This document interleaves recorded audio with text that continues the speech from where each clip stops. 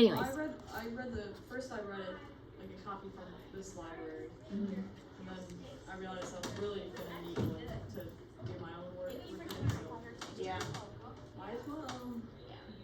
No, I am enjoying it, and I love the sciencey aspect because I'm actually trying to make it make sense as I read the science stuff, and I'm like, there's a lot of math though, and I'm kind of skim over the math. Yeah. I'm like, math is stupid. So all right, moving on with the kidney, and now we're kind of going, we've gone through the filtration process, and now we're going more into, we've filtered out through the nephron. The next step is actually formation of the urine, and then taking the urine from the kidney down the ureter into the bladder, and then excreting it. So that's kind of what we're looking at. Because we filtered out most of it through the nephron. We've gone into the collecting duct. Now we've got to go to the calyx and eventually to the ureter, down into the bladder, and then out of the body. So at this point, it's called filtrate, and this refers to the urine being formed. The kidneys play a huge role in maintaining water balance. As we discussed in the digestive system, the colon also plays a big role in that, how much water is absorbed across the colon, but the kidneys do a huge role in this. And we've all noticed it when you go to the bathroom, whether your urine is really dark yellow or whether it's clear or light yellow, depends on how hydrated you are. If you're very well hydrated, then the kidneys are going to produce a urine that is clear. But if you are not well hydrated, then your urine is going to be kind of a darker yellow. So when there is an excess of water in the body, like you have a lot, the kidneys can excrete urine with as low as 50 osmolarity,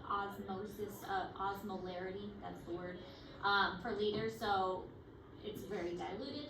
But when there is not much, it can really concentrate it and save as much water as possible. That is a very personal question. He just mouthed to me, it's supposed to be yellow. Well, that means it's very well hydrated. No. Whatever conversation you guys are having, you just, keep it over there. So there's a medullary countercurrent system using energy to create a concentration gradient that allows water to flow by osmosis. So our body is really taking advantage of these osmosis and diffusion processes, and basically it's pumping ions and salts in one way to make water flow whichever way our body needs. So if we want to save more water, then remember that water is going to try and dilute a high concentration. So if we want to save water, it's going to pump a lot of things into the kidneys, so the water is going to flow to that high concentration. So we're going to try and save the water that way. Another thing it's going to do is vasopressin, which is also named the antidiuretic hormone, ADH to abbreviate that. Argine vasopressin is the main hormone responsible for water maintenance in the body through the antidiuretic actions in the kidney, and so it's going to help with the regulation of how much water is absorbed or released. Found in the posterior pituitary, and in the blood releases the vasopressin formed in the hypothalamus.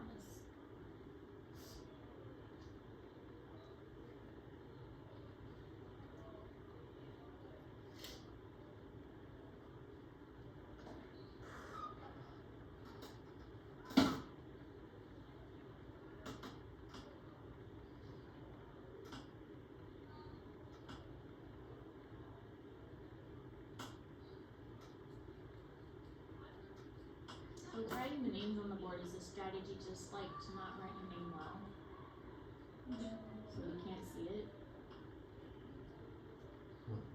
Oh, you guys are supposed to write your names on the board when you leave, and now it's just, are you just not writing your names well? Because I can't even read the first two. It's got Ryan, not, I don't know what the other one is. Who's Ryan? You know Ryan? Ryan Willits. Oh. Oh. I don't really remember him, right?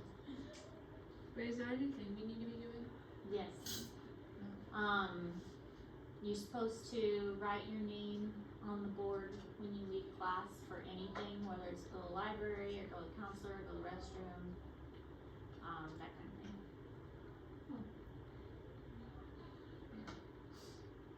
Do your other teachers not tell you that? Golsey did. Good for Galsey. Golsey is what? He's a pretty amazing teacher. Yeah. You can just say it. He is. We all know it. I mean, I'm amazing too. But Galsey is pretty awesome. Golsey's so silly. He's a pretty good teacher. We all love Galsey. We had a lot of extra time and we just like learned something really different than what we usually would. So for some reason my class just gets done like that compared to his other class. Yeah. No, he's great. Every now and then a school finds a really amazing teacher and they get lucky with it, and Galsey's one of them. Antidiuretic hormone. ADH regulates the permeability of the distal tubule. So remember, there's proximal, and then there's the loop, and then there's the distal, and the collecting duct to water. So sometimes the duct can be like really good at collecting water, and sometimes it can be not as permeable. And again, that's based on your body's needs. High osmolarity of the renal, medullary, and interstitial fluid. And this provides that gradient necessary for the water to be reabsorbed. So if there's a high amount of stuff, then the water is going to flow toward that high amount because it wants to dilute it. So if your body wants water, it's going to increase that amount to try and bring that water back in. But if it doesn't want that amount, then it's going to decrease that amount.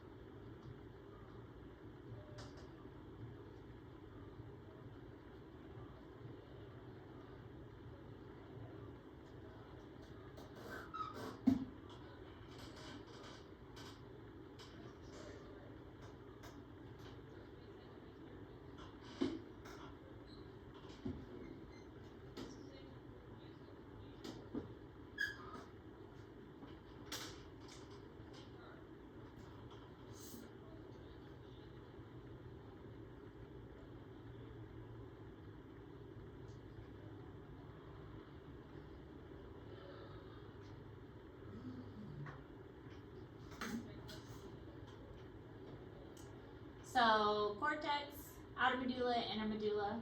So this is the outside of the kidney toward the inside. And so different ways the body can absorb. This is looking at, of course, our glomerulus with the Bowman's capsule. And this is focusing mostly on water absorption, although some salt as well. But where water gets out of the tube, so it's trying to draw the water out in these areas to try and reabsorb it. So if your body wants to maintain that water, it's going to reabsorb it in a lot of different places. But a lot of it is right across this loop of Henle here, because the loop is very thin, so a lot of it is going to take place across that. A lot of it here in this collecting duct as well, so 19% right there. But a good majority of it is in this proximal convoluted tubule, where 65% of it is absorbed across that proximal tubule. Descending lets water out, but not the solutes. So ascending lets solutes out, but not the water. So that's kind of a good way to think of it.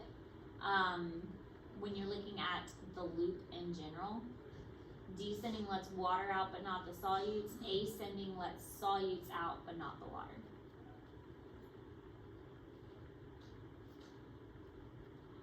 So water out, and this one's letting the solutes out.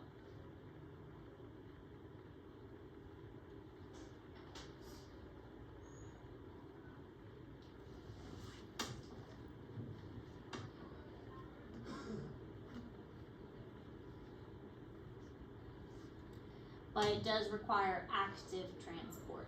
So this is all active transport, which is needing energy.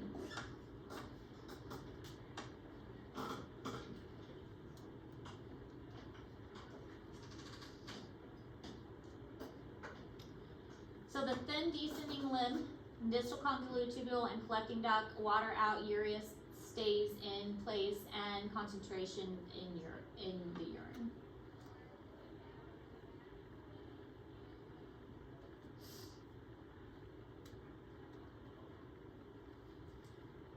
So see, water's out in the descending, and then no water's being lost here. But in the collecting duct, you're losing water again.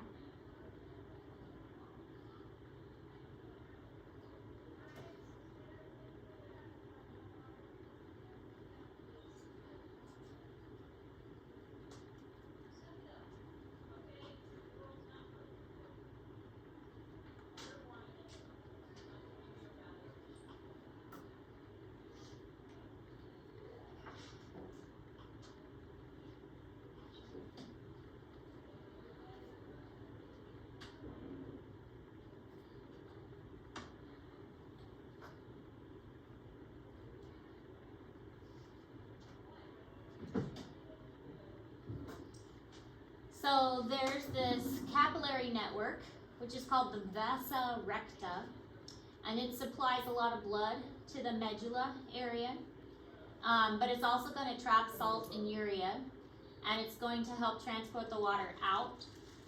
So it's an area that has a lot of vessels going to it, that's going to assist with the diffusion process.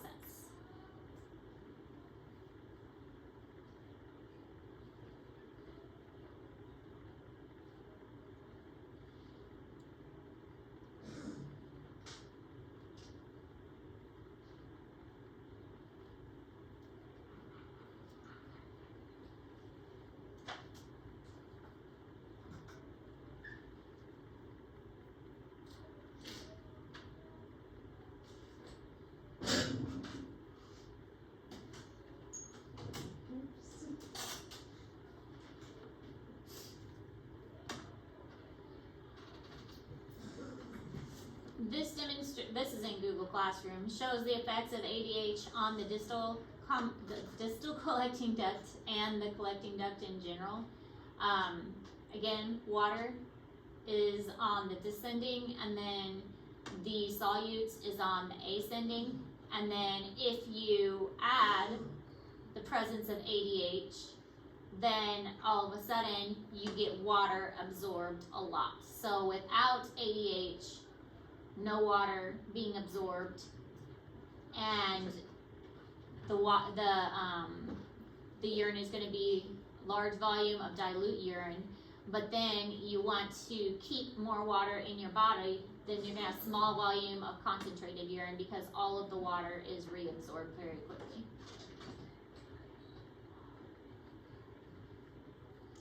So with water reabsorption, obligatory water reabsorption, largely influenced by sodium reabsorption on osmosis. So the more sodium you absorb, the easier it's going to be for you to absorb water, because water really does follow the salt. If you have a lot of salt in your body, then the water is going to follow that. So more salt you willingly absorb, then the more water you're going to willingly absorb.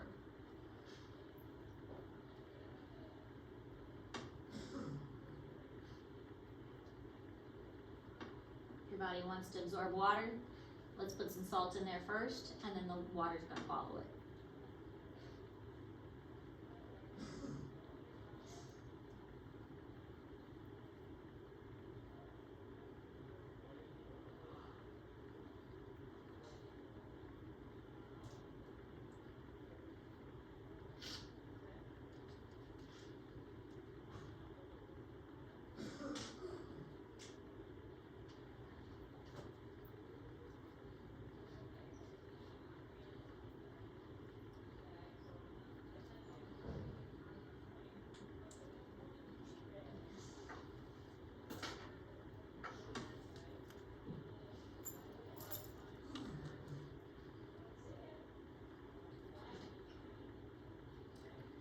just showing the pathway again.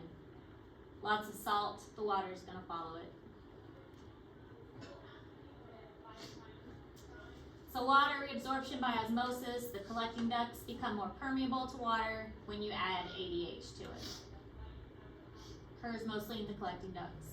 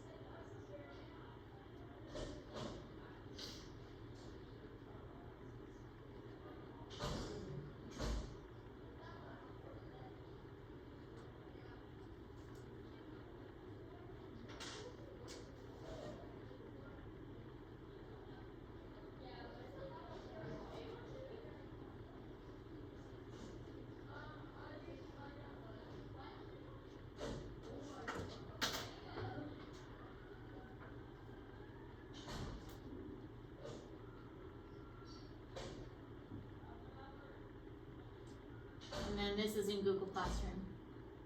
Shows the whole process.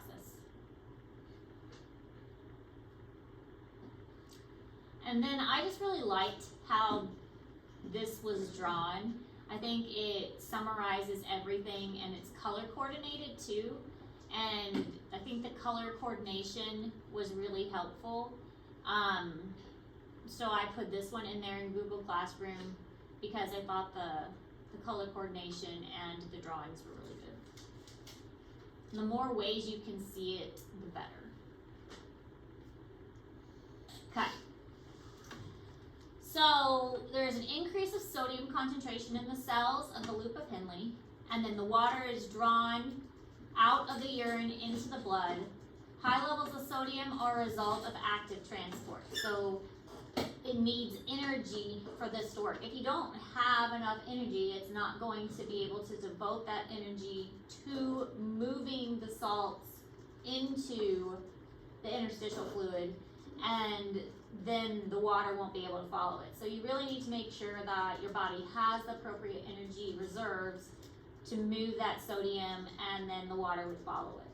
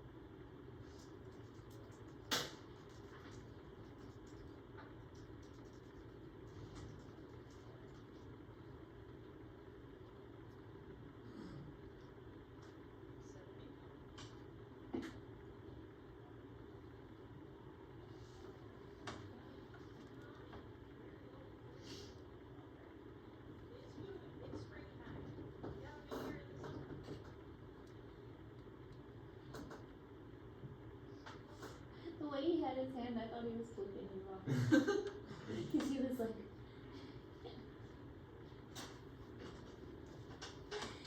water that is, if there's any water that's left, the descending loop cannot enter the ascending loop because it is impermeable to water.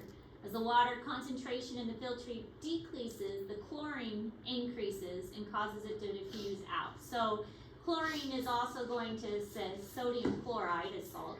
Please dismiss high school track and field at this time. The bus is ready. Thanks. Goodbye, my track people. We'll stop notes there for today because that just leaves me with one student.